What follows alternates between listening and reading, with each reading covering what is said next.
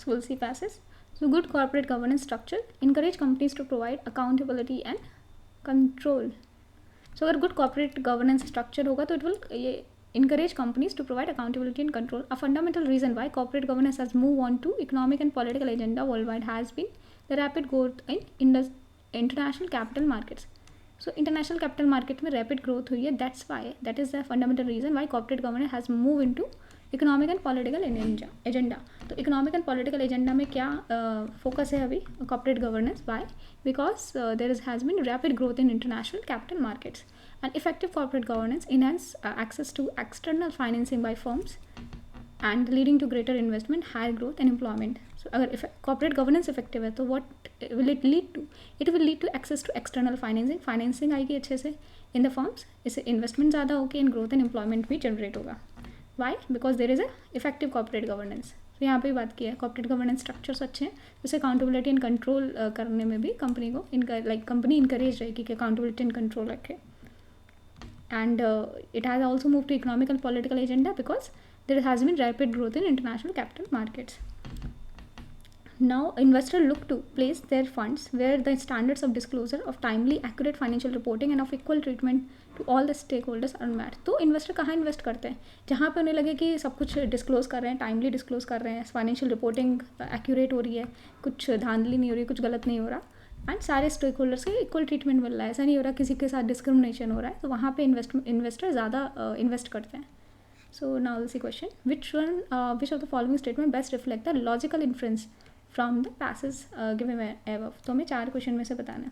So it is a important agenda of the countries around the world to ensure access to good external financing. तो ये important agenda है countries का around the world. Will see good corporate governance improves the credibility of firms. सो ये तो है कि अगर corporate governance अच्छा हो तो क्रेडिबिलिटी बढ़ती है और इन्वेस्टर इन्वेस्ट करते हैं, ये भी सही हो सकता है. International capital market ensure the firms maintain good corporate governance.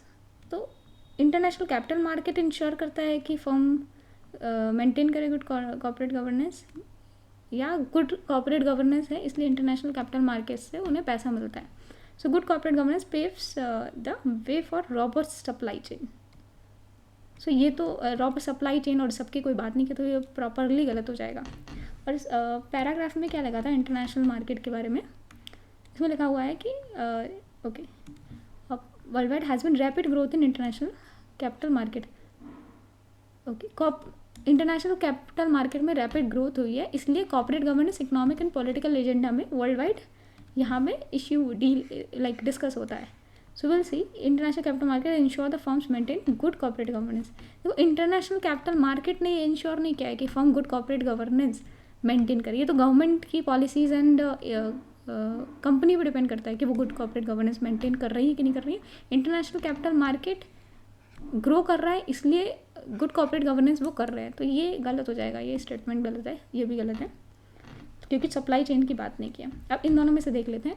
It is important agenda for the countries around the world. तो पूरी कंट्रीज़ के एजेंडा की कोई बात नहीं की है कि उन्हें एक्सटर्नल फाइनेंसिंग चाहिए और ये सब. कंट्री का एजेंडा है कि नहीं है. कई कंट्री सिर्फ दूसरे से लड़ने में या दूसरे को डिस्ट्रॉय करने में ही फोकस करती है. तो इम्पॉर्टेंट एजेंडा है कि एक्सटर्नल फाइनेंसिंग मिले, तो ये गलत हो जाएगा. Then good corporate governance improves the credibility of firm. अगर कॉर्पोरेट गवर्नेंस अच्छा है तो क्रेडिबिलिटी बढ़ती है, इन्वेस्टर इन्वेस्ट करते हैं, ट्रस्ट करते हैं कंपनी को. सो यहाँ पे B will be the correct answer. So यहाँ पे थोड़ा एक आंसर कन्फ्यूजिंग थे, बट स्टिल थोड़ा दिमाग लगा के most appropriate answer is this answer will be B.